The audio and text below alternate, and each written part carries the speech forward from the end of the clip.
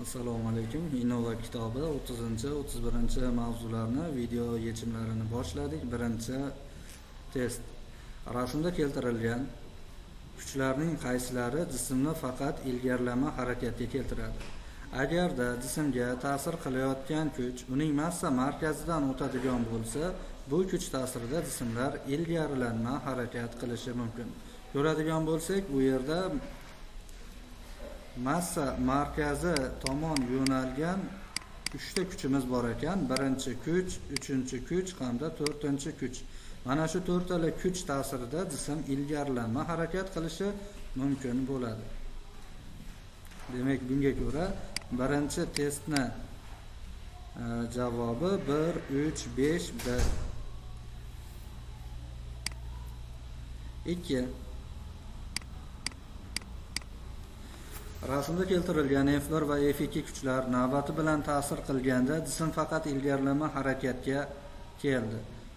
Bu jismning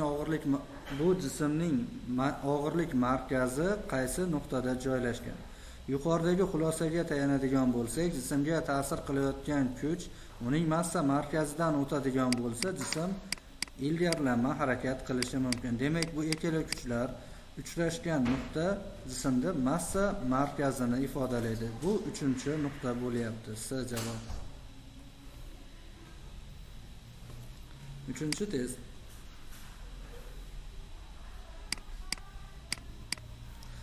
Bir jinsli uzun sterjenning bir uchidan 40 cm qirqib olinsa, uning massa markazi ikkinchi uchi tomon necha santimetrga siljiydi? Demak, tasavvur qilamiz, bizda 2 metr uzunlikdagi sterjen bor edi. Uning massa markazi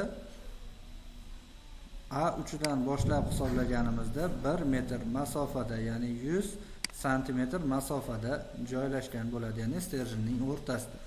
Endi bu sterjenni bir uchidan 40 santimetr kesib tashlanadigan bo'lsa, uning uzunligi 1 metr 60 santimetr, ya'ni 160 santimetr qoladi va bunda massa markazi yana sterjenni o'rtasida joylashgan bo'ladi. A uchidan boshlab hisoblaganimizda 160 santimetrning yarmi 80 santimetr bo'ladi. Demak, xulosa qiladigan bo'lsak, birinchi holatga nisbatan ikkinchi holatda massa markazi 20 santimetrga surilyapti. Demak, agarda qandaydir L uzunlikdagi sterjenni bir uchidan delta x masofaga qirqib tashlanadigan bo'lsa, uning massa markazi delta x taqsim 2 masofaga surilar ekan. B javob. To'rtinchi test. 1 metr uzunlikdagi bir jinsli sterjenning og'irlik markazini 10 cm surish uchun uning bir uchidan necha santimetr uzunlikdagi qismini kesib olish kerak? Yuqoridagi xulosaga ko'ra, demak 10 cm ga surish uchun 20 cm kesishimiz kerak bo'ladi. B javob. 5-test. 2 metr uzunlikdagi sterjenda ikkinchi uchidan 20 cm va birinchi uchidan 40 cm uzunlikda qirqib tashlandi. Sterjenning og'irlik markazi necha santimetrga siljiydi deyilyapti. Demak, bizda 2 metr uzunlikdagi, ya'ni 200 cm uzunlikdagi sterjen bor edi. Uning massa markazi 1 metr masofada joylashgan edi, mana bu uchidan. Endi bir uchidan 20 cm, ikkinchi uchidan esa 40 cm qirqib tashlanmoqda. Bunda uning uzunligi 140 cm qoladi. Mana bu uchidan boshlab hisoblaganimizda bu sterjenning massa markazi o'rtasida bo'ladi, ya'ni 70 cm masofada bo'ladi. Mana bu qirqib tashalgan qismi esa 20 cm ga teng edi. Umumiy masofasi 90 cm bo'lyapti shunga. Dastlabki holatda esa massa markazi bu chetidan 100 cm masofada edi.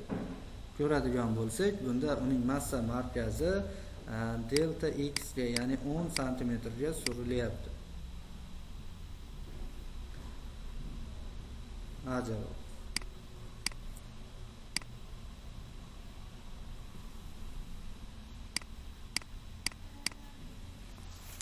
M, 2M, 3M va 3M massali jismlarning umumiy og'irlik markazi qaysi nuqtada joylashgan bo'ladi deydi.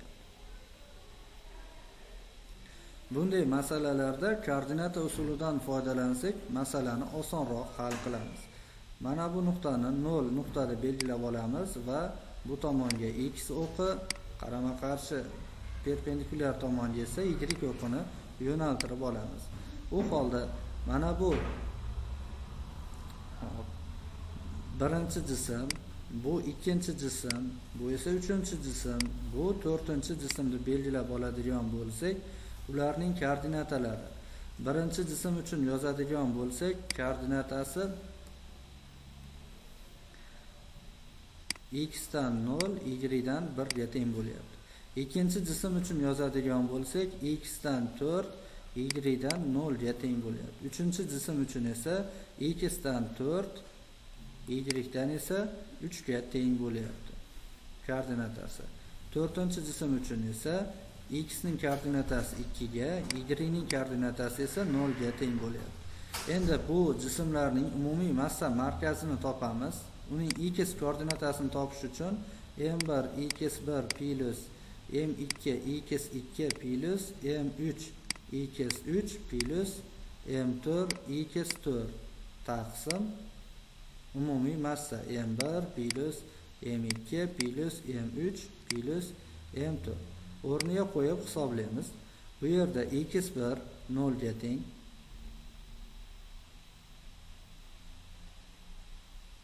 ikkinchi jism uchun koordinatani yozayotganimizda x o'qi bo'yicha 0, y o'qi bo'yicha esa 4 ga teng edi koordinatasi. x1 va x2 larimiz 0 ga teng, x3imiz 4 ga teng. 4 ni ko'paytiraman 3m ga 12, 2 ni ko'paytiraman 3 ga 6, 12 ga 6 ni qo'shsak 18. Mahrajda esa umumiy massamiz 9 bo'lyapti. 18 9 ga bo'lib olsak 2 bo'lyapti uning koordinatasi. Endi y o'qi bo'yicha koordinatani topamiz. m1 y1 plus m2 y2 plus m3 y3 plus m4 y4 taqsim umumiy massa m1 plus m2 plus m3 plus m4 barobar. O'rniga qo'yib hisoblaganimizda endi y3imiz, y4imiz 0 ga teng bo'lyapti. y1imiz 1 ga teng, 1 da m ga ko'paytirsak 1, y2imiz 4 ga teng, 4 da 2 ga ko'paytirsak 8, y3imiz 3 ga teng, 3 da 3 ga ko'paytirsak 9, 1, 8, 9 qo'shsak 18 bo'lyapti. 18 da yana 9 ga bo'ladigan bo'lsak 2. Demak, sistemaning umumiy massa markazini koordinatalari 2 bo'lyapti. 2 bu mana bu 3-nuqtani koordinatasi hisoblanadi. S javob. 7-test. M, 2M va 3M massali jismlarning umumiy og'irlik markazi K nuqtada bo'lsa, M massali jism qaysi nuqtada joylashgan deydi. Bu masalada ham yana koordinata o'qlarini joylashtirib olamiz. X o'qi bo'yicha hamda y o'qi bo'yicha koordinata o'qlarini joylashtirib olamiz. Va bunga ko'ra birinchi jism bu, ikkinchi jism esa mana bu, uchinchi jism bizda noma'lum, uning massasi m ga teng. Birinchi jismning koordinatasini topadigan bo'lsak, birinchi jismning koordinatasi x dan 1, y dan 0 ga teng. Ikkinchi jismning koordinatasi esa x dan 4, y dan esa 1 ga teng. Uchinchi jismning koordinatasi noma'lum x, y. To'rtinchi jismning umumiy sistemaning massa markazi esa K nuqtada joylashgan deyapti. K nuqtani koordinatasini yozadigan bo'lsak, 2 1 ga teng bo'lyapti. Yuqoridagi masalada foydalangan formulamizdan foydalanamiz. X barobar m1 x1 plus m2 i kes 2 plus m3 i kes 3 taqsim m1 plus m2 plus m3. Bu yerda x3 va y3lar noma'lum. O'rniga qo'yamiz. X'imiz 2 ga teng. 2 barobar m1imiz 3m ga teng, x1imiz esa 1 ga teng. 3m plus m2imiz 4, x2imiz 4 ga teng, m2 esa 2 ga teng. Qo'shsak 8m plus bu noma'lum bizda. Massasi esa 2, massasi esa m ga teng bo'lyapti. M i kes 3 taqsim umumiy massamiz 6m. M'larga qisqartirib yuborsak va bu yerdan x3 ni topadigan bo'lsak, 6 ni 2 ga ko'paytirsak 12, 12 dan 11 ketadigan bo'lsa 1 ga teng bo'lyapti. Ana endi y o'qi bo'yicha koordinatasini topamiz. m1 y1 plus m2 y2 plus m3 y3 taqsim m1 plus m2 plus m3. O'rniga qo'yamiz. Y bo'yicha koordinatamiz 1 ga teng bo'lyapti. 1 barobar y1imiz 0 ga teng. Bu ko'paytma 0 bo'lib ketadi. y2imiz 1 ga teng, m2imiz esa 2m. Demak 2m plus m3imiz m ga teng. m y3 taqsim umumiy massamiz 6m. Yana m'larni qisqartirib yuborsak, 6 ni chap tomonga ko'paytma qilib olib o'tsak 6, undan 2 ketsa 4 qolyapti. Demak y3imiz 4 ga teng bo'lyapti. Demak uning koordinatasi 1 u 4 ga teng bo'lyapti. 1 u 4 deganimiz 3-nuqtaga to'g'ri kelyapti. S javob. 8. Bir-biriga ulangan m massali va 4 ta bir xil bir jinsli sterjinlarning umumiy og'irlik markazini koordinatalarini aniqlang deyilyapti. Demak, buni alohida 4 ta sterjinga ajratib oladigan bo'lsak, birinchi sterjinning massa markazi sterjinning o'rtasida joylashgan, ikkinchi sterjinning massa markazi ham o'zining o'rtasida, uchinchi sterjin uchun ham, to'rtinchi sterjin uchun ham o'rtasida joylashgan deb qabul qilamiz. Va endi buni koordinatalarini yozib chiqadigan bo'lsak, birinchisi uchun massa markazi 1/3 ga teng bo'lyapti. Ikkinchisi uchun massa markazi 3/3 ga teng bo'lyapti. Uchinchisi uchun massa markazi 4/2 ga teng bo'lyapti. To'rtinchisi uchun massa markazi 6/2 ga teng bo'lyapti. Endi x o'qi bo'yicha umumiy massa markazini aniqlaymiz. x barobar m1 x1 plus m2 x2 plus m3 x3 va hokazo bo'lish kerak. Buni yuqorida ko'rdik. Birato'la o'rniga qo'yib ketamiz. m1imiz m ga teng, x1imiz 1 ga teng. Ko'paytirsak m plus x2imiz 3 ga teng. Hammasini massasi m dan 3m plus 4m plus 6m taqsim umumiy massamiz 4m barobar 14 taqsim 4 bo'lyapti. Endi y o'qi bo'yicha koordinatasini topamiz. Buni 2 ga bo'lib yuborsak 7 taqsim 2.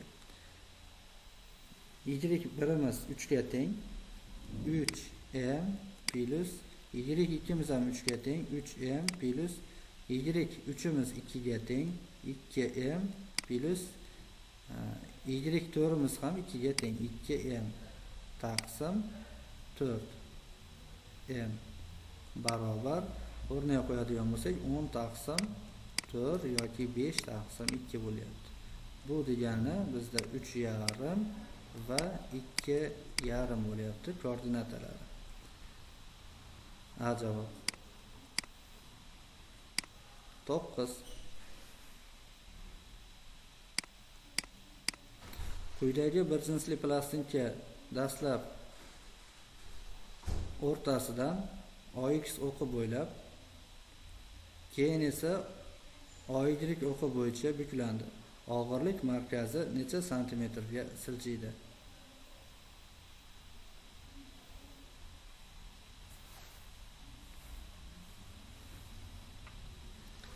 Xo'p. Demak, ko'radigan bo'lsak, bizda kvadrat shakldagi jism bor ekan. Buni dastlab OX o'qi bo'yicha buklaydigan bo'lsak, u mana bu ko'rinishga kiradi. Keyin OY o'qi bo'yicha buklaydigan bo'lsak, u mana bu ko'rinishga kiradi. Shunda bu sistemaning massa markazi diagonallari uchrashgan nuqtada bo'lib, mana bu nuqtada bo'ladi. Dastlab esa massa markazi bu yerda edi, ya'ni mana bu yerda. Bunga nisbatan olsak, bu yerda. Diagonalni yarmicha massa markazi siljib qolar ekan. Tomoni -8 dan 8 gacha ekan. Demak 16, bo'yiga esa -6 dan 6 gacha ekan. Demak 12 bo'ladi. Bu yerda esa endi tomoni 6 ga 16 bo'ladi, 6 ga 8 bo'ladi. 6 8 bo'ladigan bo'lsa, uni gipotenuzasi 10 ga teng bo'ladi. Gipotenuzani yarmi esa 5 ga teng. Demak delta x'imiz 5 bo'lyapti. Massa markazi 5 cm ga siljiyapti. C javob.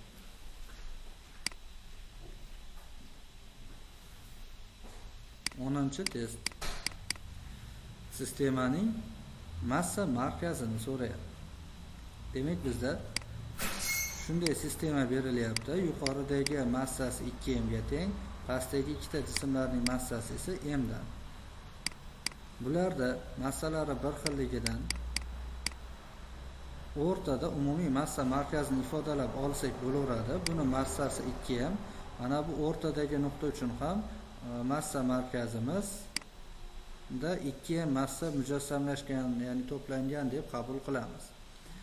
Bu holda mana shu uchburchakning balandligini ikkala uchida ham 2m massali yuklar turibdi. 2m massali yuklar massalari bir xilligidan uning massa markazi o'rtasida joylashgan bo'ladi, ya'ni balandligini o'rtasida joylashgan bo'ladi. Muntazam uchburchakda tomonlari a ga teng ekan, balandligini topadigan bo'lsak, a ildiz 3 taqsim 2 bo'ladi muntazam uchburchak uchun. Endi bizdan so'ralgan mana bu x masofamiz esa balandligini yarmiga teng deyapmiz. Demak a ildiz 3 taqsim 4 ga teng bo'ladi. D javob. 11.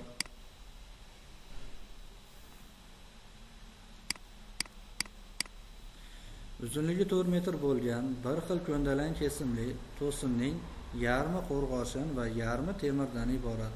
To'sinning og'irlik markazi uni uchlaridan qanday masofada joylashgan?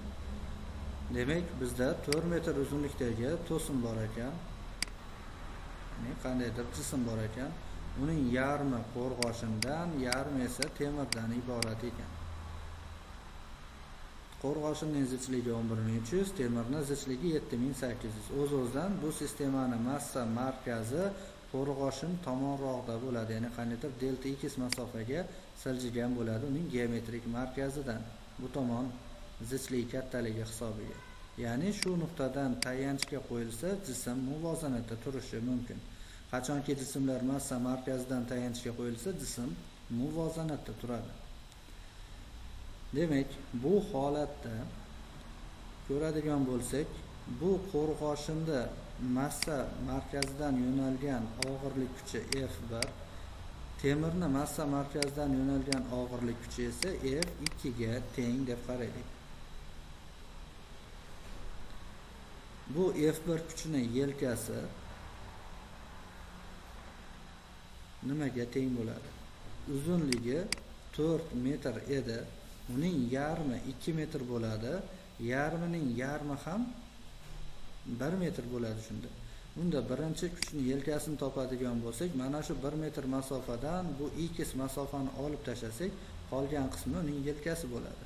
Ya'ni 1 minus x. Ikkinchi kuch uchun ko'radigan bo'lsak, bu nuqtadan geometrik markazgacha 1 metr, 1 metrga x ni qo'shib qo'yamiz. Demak, bunda momentlar qoidasiga ko'ra bu kuch ta'sirida richak teskari aylanadi, bu manfiy kuch momentini hosil qiladi. Bu kuch ta'sirida esa richagimiz mana bu nuqtaga nisbatan to'g'ri aylanadi, ya'ni soat strelkasi yo'nalishi bo'yicha aylanadi. Shuning uchun buni musbat kuch momenti deb qaraymiz. Musbat kuch momentlari manfiy kuch momentiga teng bo'lishi kerak. M1 teng M2, F1 L1 teng F2 L2 ga teng bo'lyapti. Bu yerda F kuchda ko'radigan bo'lsak, bu mg ga teng. Massani topish uchun hajmni zichlikka ko'paytirishimiz kerak bo'ladi. Simmetrik jihat, ya'ni shakl jihatdan, hajm jihatdan bir xil bo'lganligi uchun qo'rg'oshin bilan temir, ya'ni teng yarmi qo'rg'oshin, teng yarmi temirdan iborat edi. Hajmlari bir xil deb qaraveramiz. V ρ1 J L1 o'rniga 1 minus x barobar V ρ2 J 1 plus x. Va endi bundan x ni topadigan bo'lsak, x barobar bo'ladi, v j lar qisqarib ketadi. X barobar bo'ladi ρ1 minus ρ2 taqsim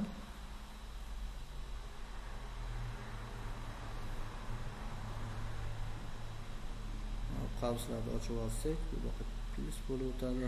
ρ1 plus ρ2 ga teng bo'lyapti. Barobar ρ1imiz 11300, ρ2imiz 7800 ga teng, yoki nisbat bo'layotgani uchun gram taqsim santimetr kubda hisoblasak ham bo'laveradi. 11.3 dan ayrimiz 7.8 da, taqsim 11.3 ga qo'shamiz 7.8 da. Barobar 11.3 dan 7.10 8 da ayiradigan bo'lsak, 3.5 3.5 da endi bo'lamiz 18 19.1 ga. Taqriban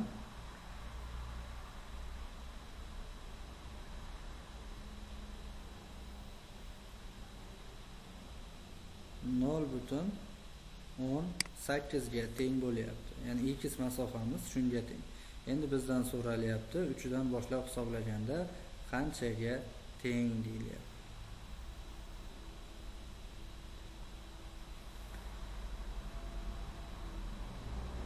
Uzunligi o'zi 4 metr edi, yarmi 2 metrni tashkil qilyapti. Ana shu 2 metrdan delta x ni ayirib yuboradigan bo'lsak, birinchisining yelkasi kelib chiqadi. Ya'ni birinchisining uzunligi kelib chiqadi, massa markazigacha bo'lgan uzunligi.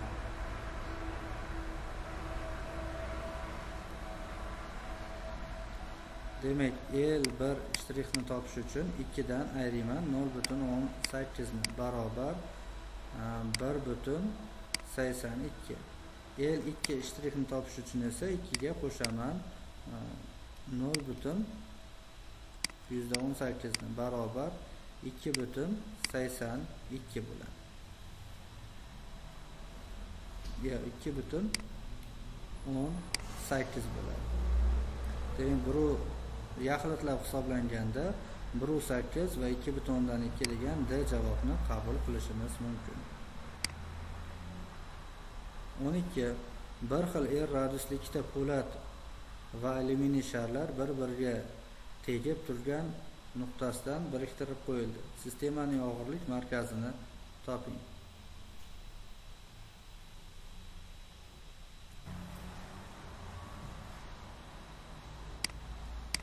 Demak, 12-masalada ikkita bir xil radiusli sharlar bir-biriga mahkamlab qo'yilyapti. Shunda sistemaning massa markazini toping deyapti. Bu sharning massa markazi uning o'rtasida, ikkinchi sharning ham massa markazining o'rtasida joylashgan. Biz buni qaniydir richak deb tasavvur qilaylik. Richakda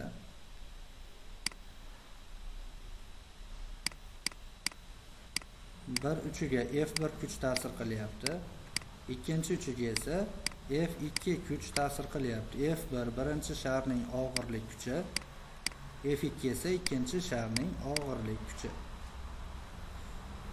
Bu yerda bir tomoni po'lat, ikkinchi tomoni alyuminiy ekan. Albatta F1imiz og'irlik qiladi va shuni hisobiga sistemaning massa markazi richak o'rtasidan qaniydir delta x masofada joylashgan bo'ladi. Po'lat tomonda, ya'ni temir tomonda joylashgan bo'ladi. Shu yerga tayanch qo'yib, muvozanatni ushlab turishimiz mumkin bo'ladi. Va shunday tasavvur qilamiz. Shu yerdan tayanchga qo'yilgan, richak o'zi muvozanatda turibdi. Shunda richakka F1 va F2 kuchlar ta'sir qilmoqda. F1 kuchining yelkasi L1 barobar bo'ladi. Mana bu masofamiz radius edi. Bu masofa ham radius. Demak, richak deganimizda umumiy uzunligi 2 ga teng bo'lyapti. O'rtasidan chekkasigacha bo'lgan masofa esa r ning o'ziga teng bo'ladi. U holda L1imiz r minus x ga, L2imiz esa r plus x ga teng bo'ladi. Bu yerda kuchni oladigan bo'lsak, F barobar yana rho va j bo'ladi. Faqat zichligi har xil xolos, hajmlari va j bir xil. U holda yozadigan bo'lsak, F1 L1 teng F2 L2, F o'rniga rho va j ni yozganimizda v j lar qisqarib ketib rho 1, L1 da o'rniga r minus x barobar bo'ladi rho 2, L2 ni o'rniga r plus x. Va bundan x masofani topadigan bo'lsak, qavslarni ochib yuboramizda, noma'lumlarni bir tomonga olib o'tamiz va bunda rho 1 minus rho 2 taqsim rho 1 plus rho 2 r degan ifoda hosil bo'ladi. Bizdan so'ralgan qancha masofadadir? O'rniga qo'yamiz. Rho 1imiz 7,8, rho 2imiz 2,7. Demak, 7,8 dan ayiramiz 2,7 ni va buni bo'lamiz. Ularning yig'indisiga, yig'indisi 10,5 ga teng bo'ladi. Demak, taqriban 0,49 bo'lyapti. 0,49 r ga teng bo'lyapti. L1 ni hisoblaydigan bo'lsak, endi 0,r dan 0,49 r ni ayirib olsak, 0,51 r ga teng bo'ladi. Bu esa 1,49 r ga teng bo'ladi. Po'lat sharda markazidan 0,51 r masofada joylashgan degan A javobni qabul qilamiz.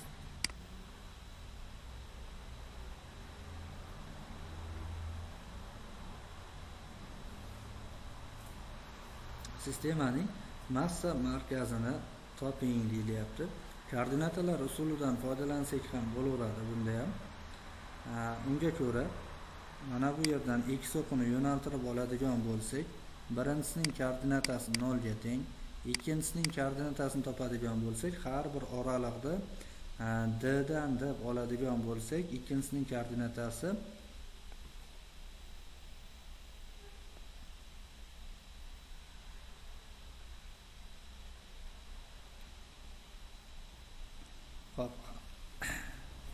har bir oraliqda mana radius deb oladigan bo'lsak, bitta radius, ikkita radius, uchta radius, to'rtta radius 4r ga teng bo'lyapti.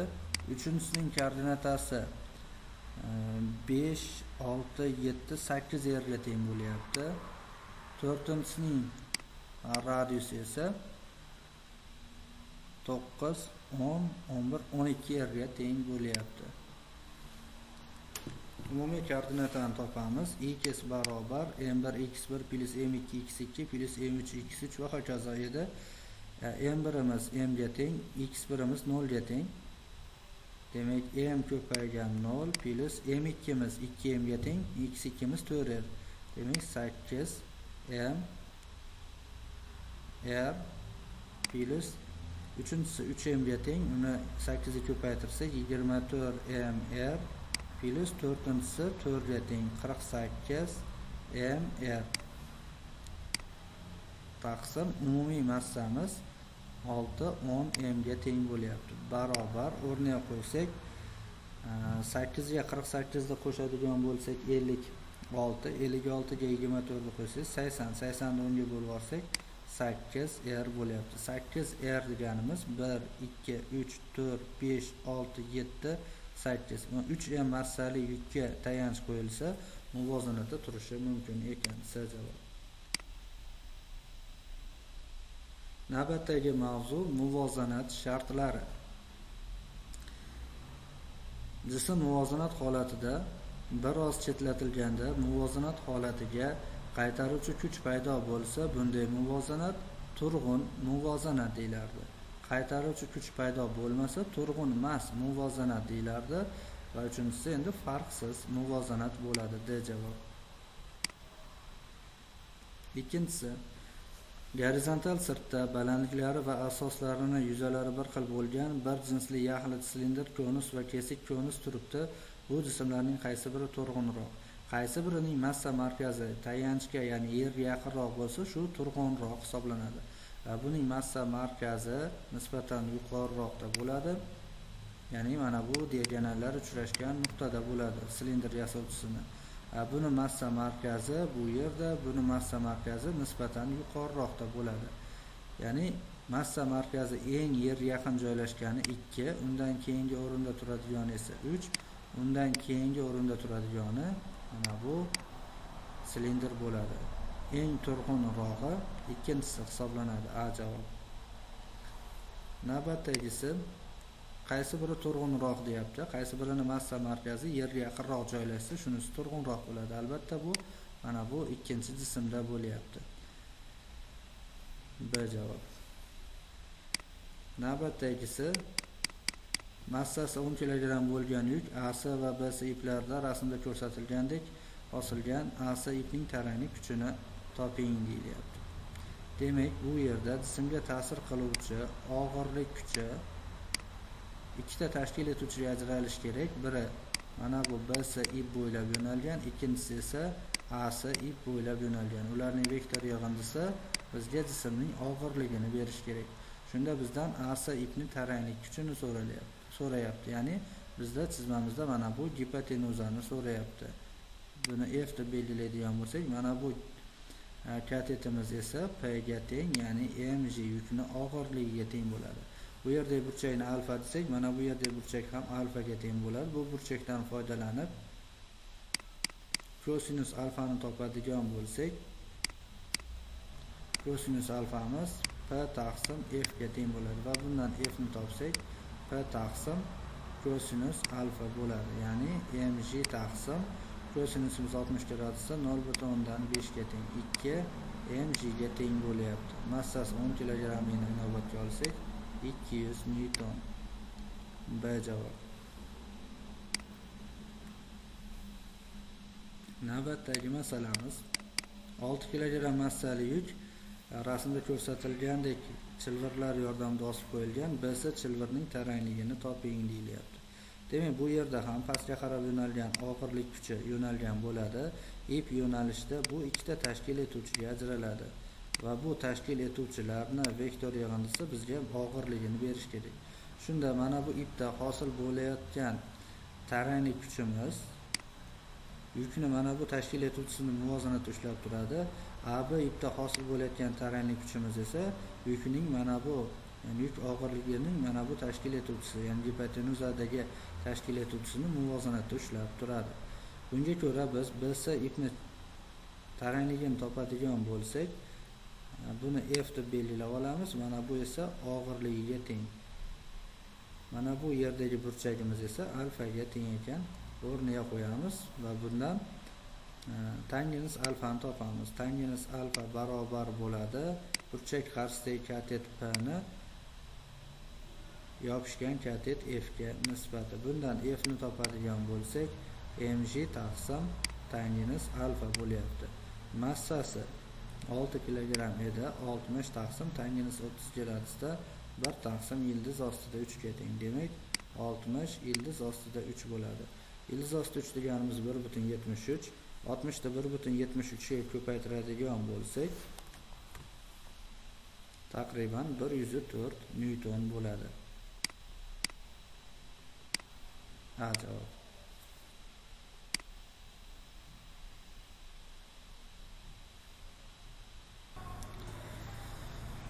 Oltinchi masala. 60 kilogramm massasi bo'lgan fonar kengligi 10 metr bo'lgan ko'chani o'rtasida tros yordamida osilgan. Trosni yo'l qo'yilishi mumkin bo'lgan taranglik kuchi 500 newton. Agar fonarni osilish nuqtasi yo'l o'rtasidan yerdan 7,125 metr balandlikda bo'lsa, tros uchlarining mahkamlanish balandligi qancha bo'lishi kerak?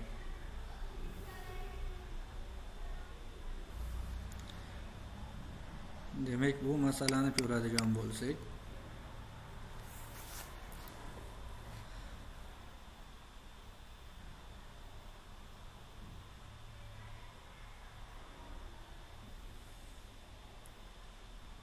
fonar, ya'ni chiroq ip yordamida yo'lni ikkala chekkasiga mana shunday holatda osib qo'yilgan. Bunda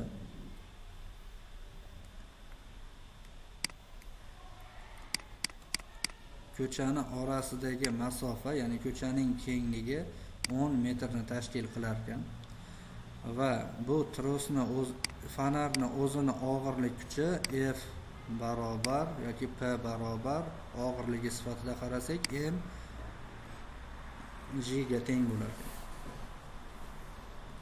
Masala shartiga ko'ra troslar 500 newton kuchga bardosh bera oladi. Ya'ni unda hosil bo'lishi mumkin bo'lgan taranglik 500 newtonga teng bo'lishi kerak. Bu kuchlarning vektor yig'indisini topadigan bo'lsak, vektor yig'indisi yuqoriga qarab yo'nalgan qandaydir F natijaviy bo'ladi.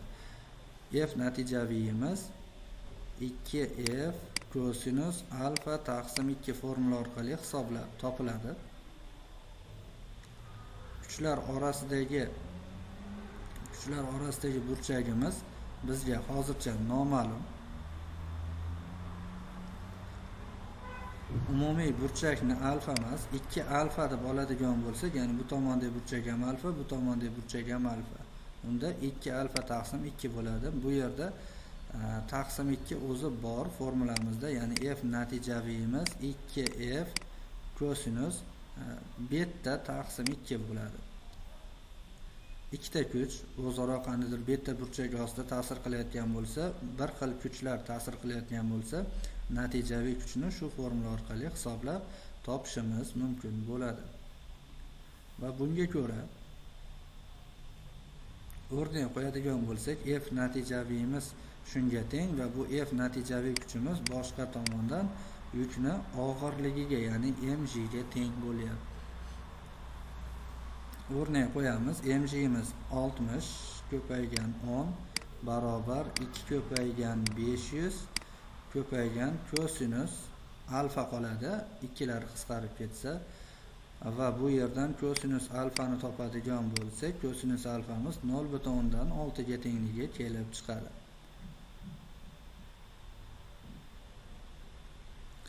Demak, bu yerdagi alfa burchagimiz bizga ma'lum.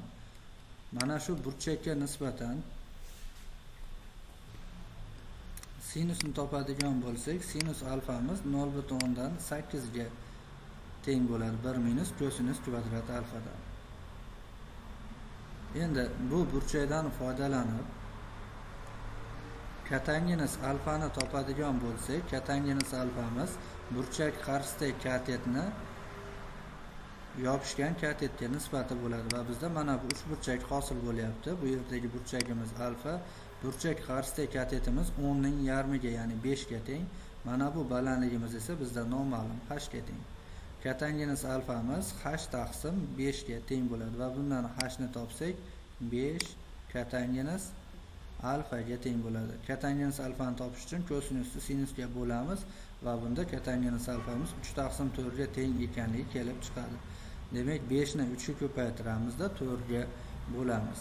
15 taqsim 4 ga teng bo'lyapti. Ya'ni 3,75 metrga teng bo'lyapti. Bu lampani yerdan balandligi o'zi 7,25 metr edi. Umumiy balandlikni topish uchun boshlang'ich balandligi ana shu hni qo'shishimiz kerak bo'ladi. 7,25 ga qo'shamiz 3,75 ni barobar 21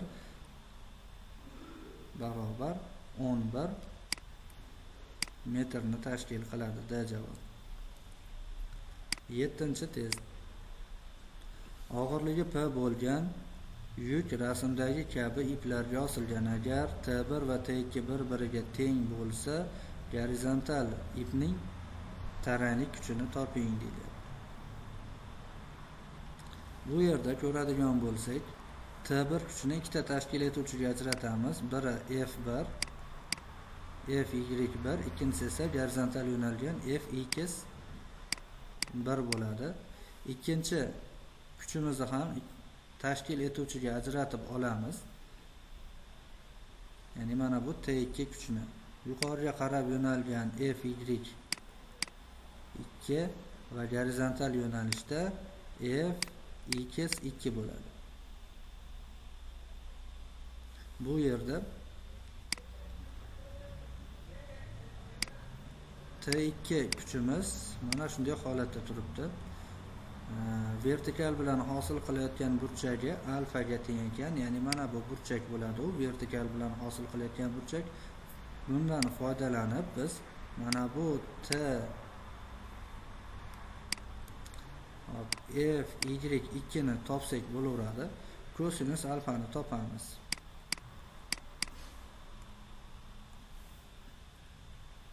Kosinus alfamiz barobar bo'ladi Fy2 taqsim T ga.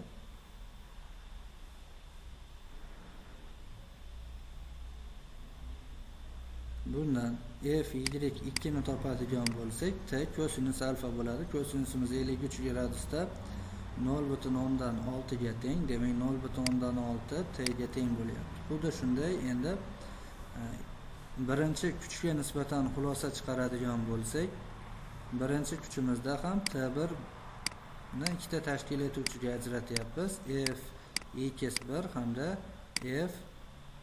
Fy1 hamda Fx1 va bu yerda gorizont bilan hosil qilayotgan burchagi alfaga teng bo'lyapti ekan. Bu holda mana bu yerda burchagimiz alfa bo'ladi. Endi bundan foydalanib sinus alfani topamiz. Sinus alfa barobar bo'ladi burchak qarshisidagi katet Fy1 ni gipotenuza T ga nisbati va bundan Fy1 ni topadigan bo'lsak, T ko'paygan sinus alfa bo'ladi. Sinus 53 gradusda 0,8 ga teng. Jismda og'irligi 30 newton bo'lib, u Fy1 hamda Fy2 larning yig'indisiga teng bo'ladi. Demak, mg imiz barobar bo'lyapti Fy1 plus Fy2 ga, ya'ni 1,4 T ga. Bundan T ni topadigan bo'lsak, mg taqsim 1,4 bo'ladi yoki 300 taqsim 14 ga teng bo'ladi. Endi gorizontal yo'nalishda esa Fx1 hamda Fx2 lar birgalikda mana bu T taranglik kuchini hosil qiladi. Mana shuni T3 deb belgilab turaylik. Demak, ikkinchi holatda gorizontal tashkil etuvchilarini topib olamiz. Fx1imiz barobar bo'ladi endi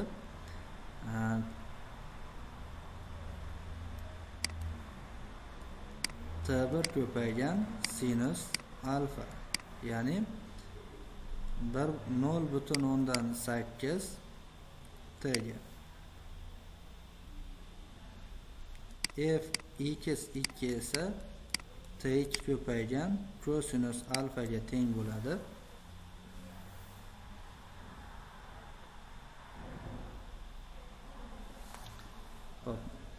Birinchi holatdan Fx1 ni topadigan bo'lsak, burchakka yopishgan katet bo'lyapti ekan. Demak, mana bu ham kosinus alfa bo'ladi va bu 0,6 ga teng bo'ladi. Ikkinchi holatga nisbatan endi f(x)2 ni topadigan bo'lsak, burchak qarshisiga katet bo'lyapti va bu sinus bo'ladi, sinus alfa. Bu 0,8 t ga teng bo'ladi. Va bu yerdagi T3 tarangli kuchimiz mana shu f(x)1 va f(x)2 larni yig'indisiga teng bo'ladi. Ya'ni 1,4 t ga teng bo'ladi. O'rniga qo'yadigan bo'lsak, bu ham 30 newtonga teng bo'lar ekan. B javob.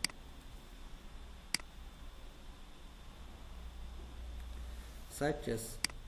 Demak, bizga mana shu sistema berilyapti-da. Ipning tarangli kuchini toping deyapti. Bu yerda jismga ta'sir qiluvchi birinchi kuchimiz o'zining og'irligi yoki og'irlik kuchi bo'ladi. Biz bu kuchni ikkita tashkil etuvchiga ajratib olamiz. Biri gorizontal yo'nalishda sirtni bosuvchi kuch, ikkinchisi esa ip yo'nalishida tashkil etuvchisi. Bu kuchlarning vektor yig'indisi bizga mana shu p ni, ya'ni mg ni berishi kerak. Va bundan foydalanib, mana bu t ni topadigan bo'lsak, buni ham to'ldirib oladigan bo'lsak, maytdagi burchakni alfa desak, bu yerdagi burchak ham alfaga teng bo'ladi. Bu yerda mana bu masofamiz r ga teng, ipning uzunligi ham r ga teng. Umumiy holda u yerda hosil bo'layotgan gipotenuzamiz 2r ga teng bo'lyapti. Gorizontal katet esa r ga teng bo'lyapti. Qachon shunday bo'ladi? Maytdagi burchagimiz 30 gradus bo'lsa. Bu holda maytdagi alfa burchagimiz ham 30 gradusga teng. Va bundan foydalanib kosinus alfani topamiz.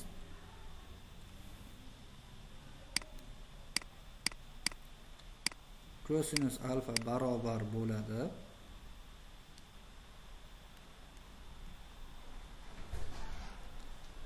p taqsim t ga. Bundan t ni topadigan bo'lsak, p taqsim kosinus alfa bo'ladi. Kosinusimiz 30 gradusda, ildizosida 3 taqsim 2 ga teng. Taqsim ikkisi suratga chiqib ketib, 2p taqsim ildiz ostida 3 bo'ladi. A javob.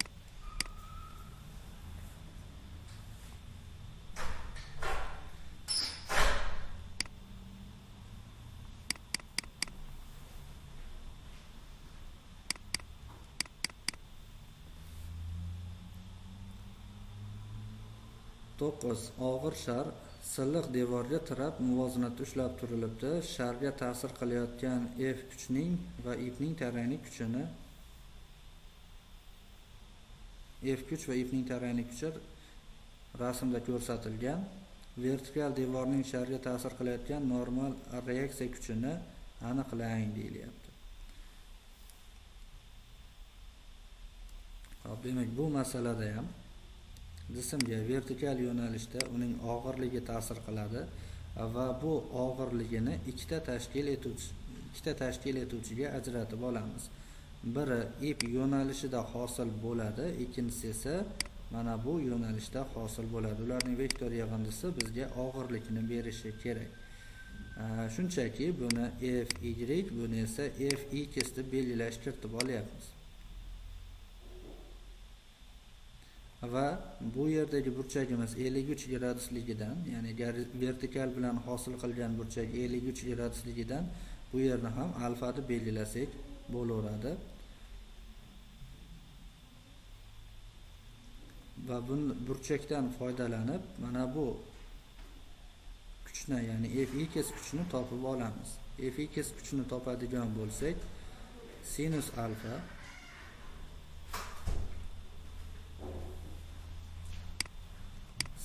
alfa barobar bo'ladi Fx taqsim Fy ga.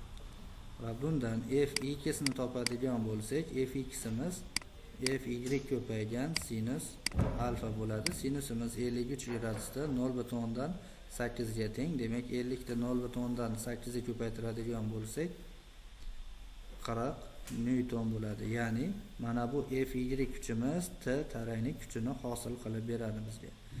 Endi normal reaksiya kuchini topish uchun normal bo'ylab yo'nalgan kuchlarni vektor yig'indisini olishimiz kerak. F kuch chapga qarab itaryapti, Fx esa o'ngga qarab itaryapti. Kuchlar qarama-qarshi yo'nalishda bo'lgani uchun natijaviy kuchimiz F minus F x bo'ladi. O'rniga qo'yadigan bo'lsak 12 newton. B javob.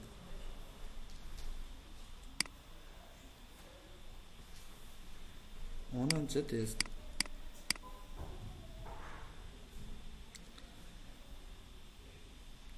Agar OA masofa ma'lum bo'lsa, richakka alfa burchagi ostida ta'sir etayotgan kuch yelkasi qanday bo'ladi? Kuch yelkasiga ta'rif berganimizda jismga ta'sir qilayotgan kuch yo'nalishi bilan aylanish o'qi orasidagi eng qisqa masofa deganmiz. Aylanish o'qi O nuqtada joylashyapti, kuch esa mana bu yo'nalish bo'ylab ta'sir qilmoqda. Bu yo'nalishgacha bo'lgan eng qisqa masofani topish uchun perpendikulyar chiziq tortishimiz kerak bo'ladi. Agar mana bu OA masofani qandaydir L deb belgilab oladigan bo'lsak va burchakdan foydalanib sinus alfani topadigan bo'lsak, sinus alfa degani burchak qarshisidagi katetni gipotenuzaga nisbati degani.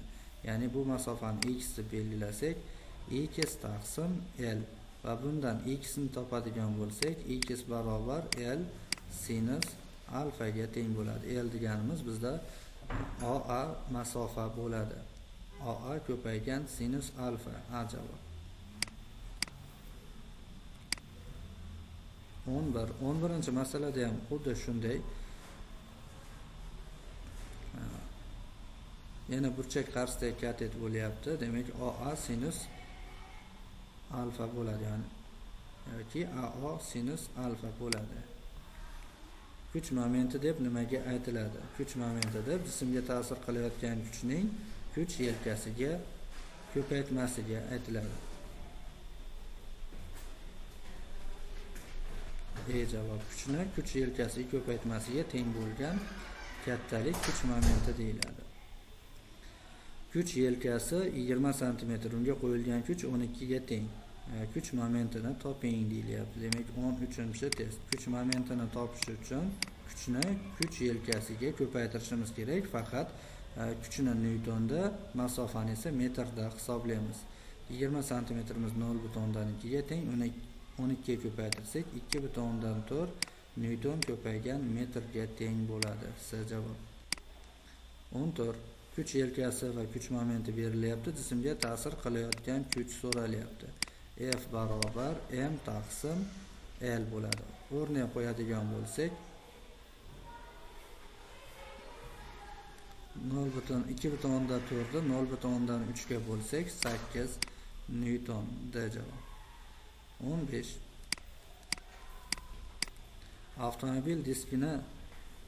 Avtomobil diskasini unga qotirishda 300 newton metr kuch momenti kerak. Qotirishda 600 newton kuch talab qilinadigan bo'lsa, kuch yelkasini toping. Kuch yelkasini topish uchun kuch momentini ta'sir qilayotgan kuchga bo'lishimiz kerak bo'ladi. Demak, 0.5 metrga teng ekan kuch yelkasi santimetrda hisoblayapti. 50 santimetr. Javob. 16. Kuch 2 marta orttirilib, yelkasi 4 marta kamaytirilsa, moment qanday o'zgaradi? Demak, masala shartiga ko'ra kuch 2 marta ortyapti. F2 imiz 2F1 ga teng. Yelka esa 4 marta kamayyapti. L1 teng 4 ta L2. Kuch momenti qanday o'zgaradi? Kuch momenti F ko'paygan L formula orqali hisoblab topiladi. Demak, M2 taqsim M1 ni topadigan bo'lsak, bu F2 taqsim F1 ko'paygan L2 taqsim L1 degani. F2 ni o'rniga 2F1, L1 o'rniga 4 ta L2 ni qo'ysak, bizda 2 taqsim 4 degan ifoda qoladi, ya'ni 1 taqsim 2. Bu yerda proporsiya qiladigan bo'lsak, M1imiz 2 ta M2 ga tengligi kelib chiqadi. Demak, kuch 2 marta ortib, yelka 4 marta kamaysa, ko'paytma 2 marta kamayar ekan. Ya'ni kuch momenti 2 marta kamayadi. Javob.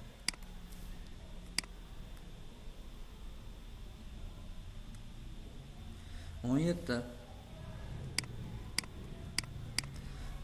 Agar to'sinning uzunligi 5 metr bo'lsa, uni gorizontal vaziyatda tutib turuvchi kuch 100 newton bo'lsa, O nuqtaga nisbatan moment qanday deyilyapti? Jismga ta'sir qilayotgan kuch bilan aylanish o'qi orasidagi eng qisqa masofa mana shu to'sinda uzunligi bo'lyapti. Demak, bunga ko'ra yelkamiz 5 metrga teng. Momentni topadigan bo'lsak, F ko'paygan L bo'ladi. 100 ni 5 ga ko'paytirsak, 500 newton ko'paygan metrni tashkil qiladi. A javob. 18. O qo'zg'almas aylanish o'qiga ega bo'lgan jismning S va B nuqtalariga mos ravishda F1 va F2 kuchlar ta'sir qilmoqda. Kuchlarning natijaviy momentini aniqlang deyilyapti.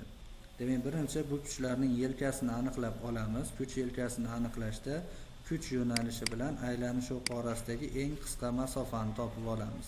Bu L2 ga teng bo'ladi. Bu kuch yo'nalishi bilan aylanish o'qi orasidagi eng qisqa masofa bu L1 ga teng bo'ladi. Bundan L2 ni topadigan bo'lsak, L2 burchak qarshisidagi katet bo'lyapti va masala shartiga ko'ra O dan B gacha bo'lgan masofa 4/3 ga teng ekan. Sinus alfani topadigan bo'lsak,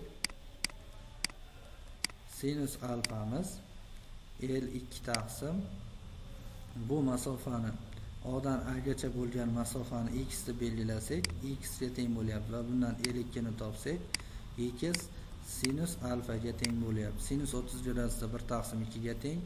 X masofamiz o'zi esa 4/3 ga teng bo'lyapti. 4/3 ni 1/2 ga ko'paytirsak, 2/3 qoladi. Ana endi ikkinchi holatga nisbatan yana sinus topiladi. Sinus beta barobar L1 taqsim F L1 taqsim L1 taqsim Y. Ya'ni Y deganimiz O dan C gacha bo'lgan masofa bo'lyapti va bundan L1 ni topsak, Y ko'paygan sinus beta. Sinusimiz 60 gradusda ildiz ostida 3 taqsim 2 ga teng bo'ladi. Y-imiz esa masala shartiga ko'ra O dan C gacha bo'lgan masofa 10 taqsim 3 ga teng ekan. Demak, 10 taqsim 3 ni ildiz ostida 3 taqsim 2 ga ko'paytiradigan bo'lsak, 5 ildiz ostida 3 taqsim 3 ligi kelib chiqadi. Birinchi kuch ta'sirida jism soat strelkasi yo'nalishi bo'yicha harakatlanadi. Ikkinchi kuch ta'sirida esa O nuqtaga nisbatan jism teskari aylanadi. Demak, birinchi kuch ta'sir qilayotgan, ya'ni hosil qilayotgan moment manfiy kuch momenti deyiladi. Ikkinchi kuch hosil qilayotgan moment esa musbat kuch momenti deyiladi. Ana shu M1 ni topish uchun F1 ni L1 ga ko'paytiramiz. F1imiz 3 ildiz ostida 3, uni 5 ildiz ostida 3 taqsim 3 ga ko'paytirsak,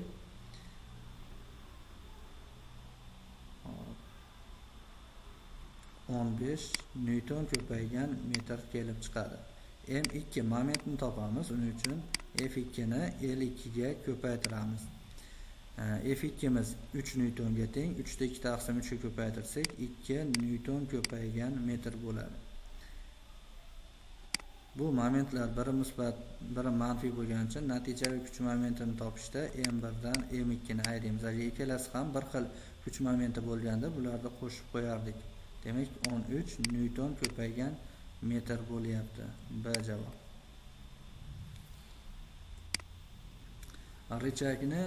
Richak qoidasini kim kashf qilgan? Richak haqidagi ilk ma'lumotlarni Arximed aytib o'tgan.